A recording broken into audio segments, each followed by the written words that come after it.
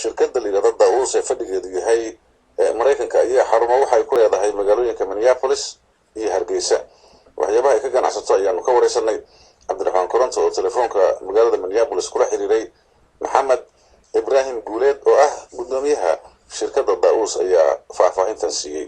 Cabdiraxmaan, sida aad la socoto shirkadda Daawus horta xarunteeda ugu weyn waxay ku taallaa magaalada Minneapolis, gobolka Minnesota, ariga Mareykanka. laakiin waxaa sanadkan markii ugu horeysay xarun weyn oo xagga qaybinta alaabta ah aan ka furnay wadanka gudihiisa, gaar ahaan magaalada Hargeysa.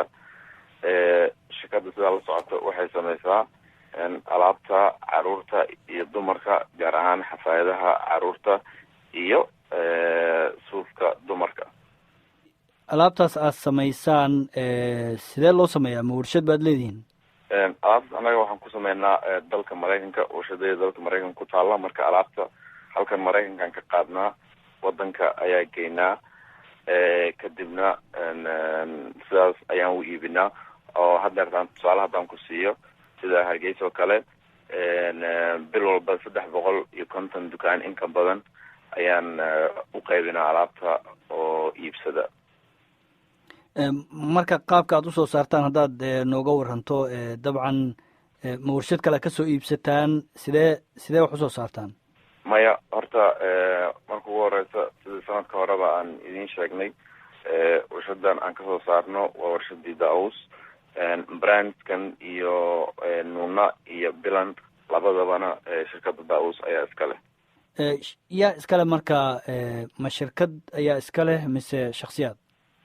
shirkadan 100% waxaa iska leh Soomaali, haba u badnaadaane Soomaalida Mareykanka joogto.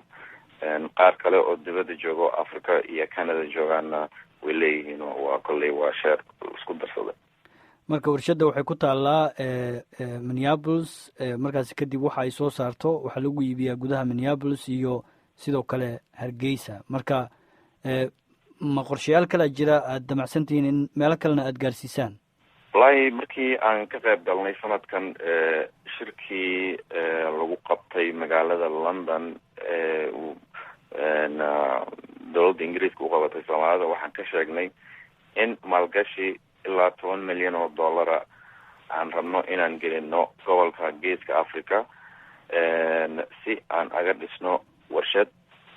gobolkan Geeska Africa 12 wadan ayaa ku taalo, 300 milyan oo qof ayaa ku nool.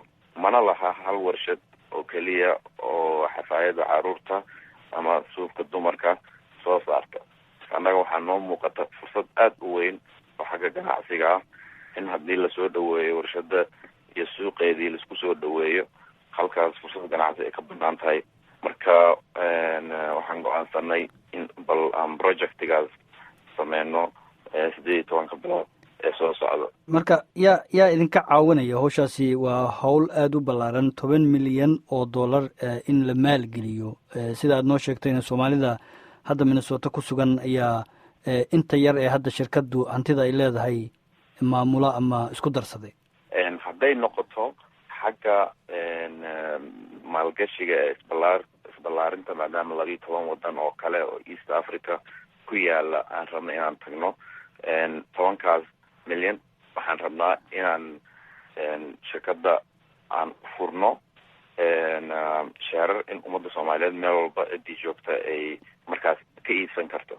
marka hadda waxaan ku jirnaa qorshihii iibinta sheerarka, annagoo kolley 9 magaalo oo ay Soomaalida ku badan tahay adduunka iman doona, kala hadli doona ummadda Soomaaliyeed fursadan ganacsi iminka banaan iyo sidii nolagala qayb qaadan lahaa.